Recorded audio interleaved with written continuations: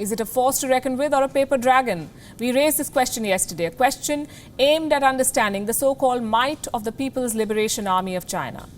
Tonight, this army is retreating from the border in Ladakh, and our question becomes all the more significant. Does the PLA really live up to the eulogizing reports by the Chinese state media and some in the Indian media too? We decided to dig further. This is part 2 of our story, Inside the PLA.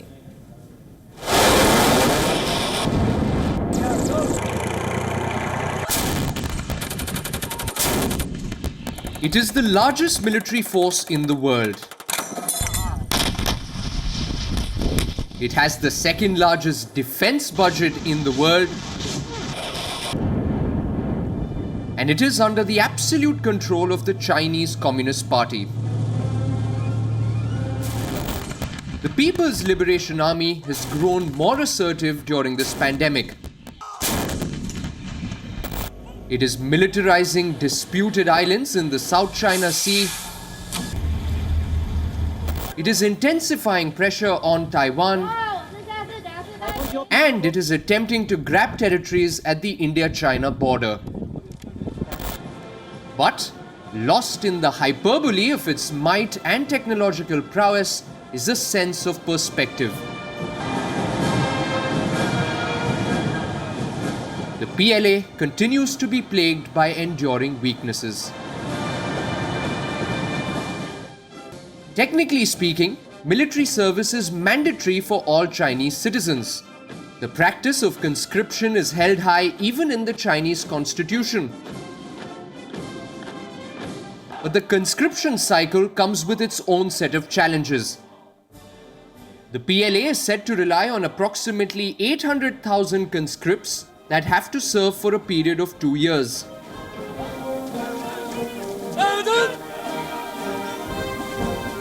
Each conscript is trained for 90 days along with 15 days of political indoctrination.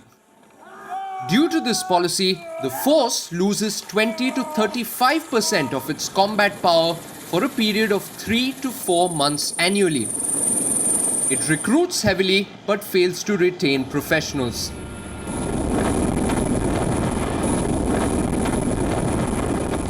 The second big challenge is recruiting and retaining qualified personnel.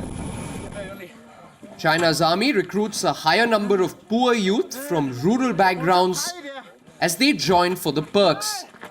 The educated city dwellers tend to leave.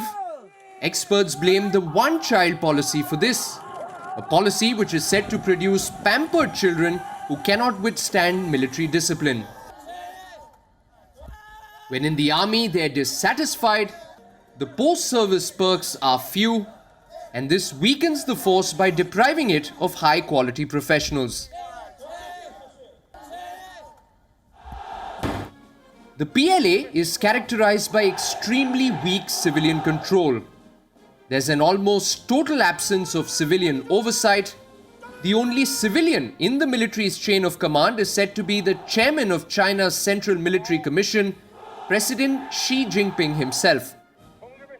This leads to rampant corruption and allows the PLA to demand and spend its budget without accountability. There is no discussion or debate over the levels of allocations, funding, or PLA strategies in the National People's Congress.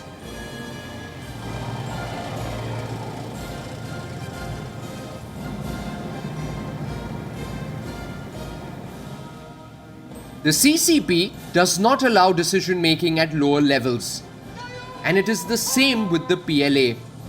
This prevents the frontline commanders from taking initiative. It hinders soldiers from responding quickly to developments. The result is confusion and frustration at lower levels as troops await decisions from above.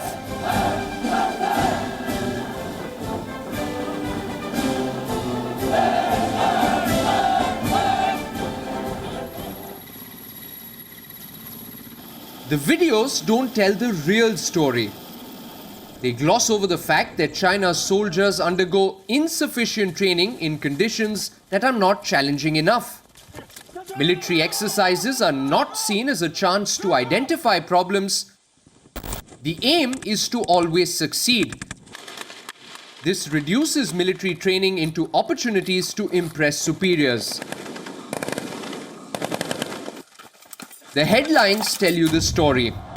The military's orienteering team was disqualified for cheating at the Military World Games held in China last year. And in 2015, Chinese troops, as part of a UN peacekeeping force in Sudan, are said to have fled the battlefield rather than engage in combat. This is the People's Liberation Army, burdened with organizational problems, riddled with inefficiencies, neither perfect nor invincible. Bureau Report, WION World is One.